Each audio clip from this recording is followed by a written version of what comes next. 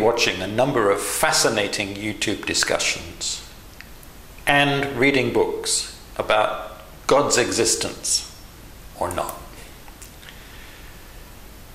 I was brought up in England in a non-practicing Christian family.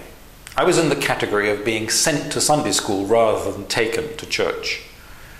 My school, however, was definitely Christian.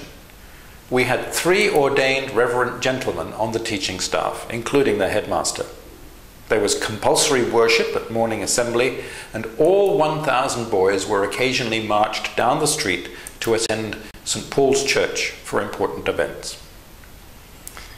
I must confess that so many 11 to 18-year-old voices in a big old stone church, accompanied by a magnificent organ with 16-foot and 32-foot bass pipes, does get the goose pimples rising and the gut vibrating. Christians we were, but Catholics we were not. At least not very many openly so. I knew there was one in our class because he was either not allowed or chose not to sit with us through periods of religious instruction. There might have been more Catholics in the closet. I now belong to the Lutheran Church here in Geneva, with a very international and multicultural membership, a reflection of the cosmopolitan nature of the city and the region. It is a church which encourages reflection rather than preaching interpretation of Scripture. It also is one which welcomes people from all backgrounds and which is against discrimination of all kinds. It is actively supportive of religious diversity and good relationships across faiths.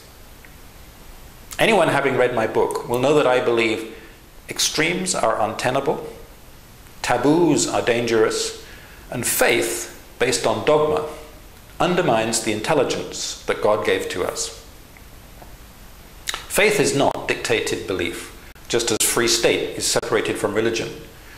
Geneva became a theocracy under the influence of John Calvin, but despite some long-lasting cultural remnants, theocratic governance would be inappropriate today. The Bible has been written by humans, often hundreds of years after events took place, interpreted over millennia by more humans, all within a context and with particular agendas or even political constraints. If nitpicking fundamentalists would recognize that, then they might be happier and be more sociable, and could direct their energies to making peace on the planet instead of stirring up trouble. Christian I may be, but not at the cost of losing my independent faith.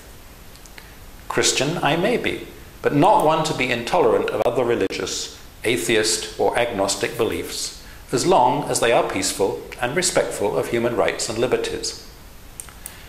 My cultural foundation is clearly Christian. That cannot be denied.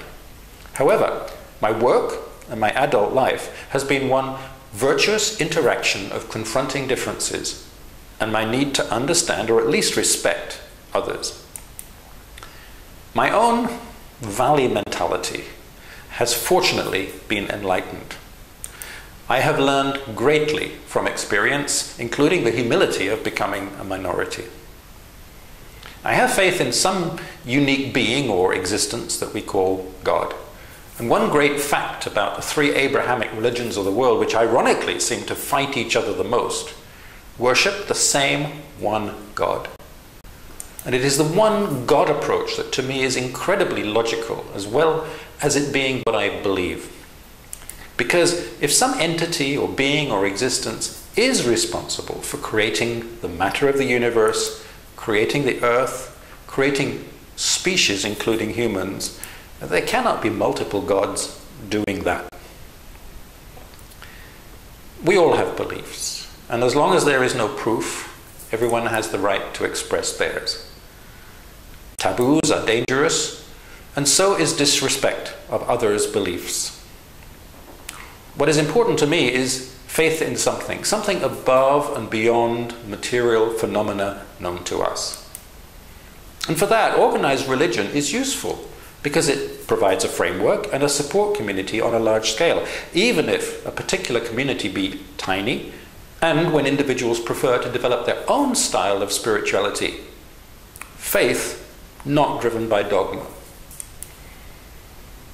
So back to Christmas, whatever that means for you.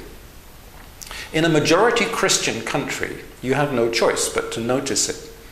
If you are atheist, agnostic, or just non-Christian, you probably will get caught up in the holiday fever, I guess you call it, end-of-year celebration.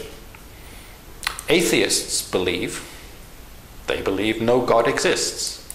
Yet they might believe in family, love, and friendship, and use Christmas time to openly express it.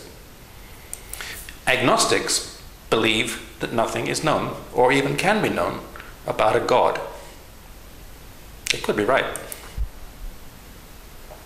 Whatever your situation or your beliefs, may you be blessed with your own love and your love for others, with your concern for all peoples and for this one planet that we all share. Peace.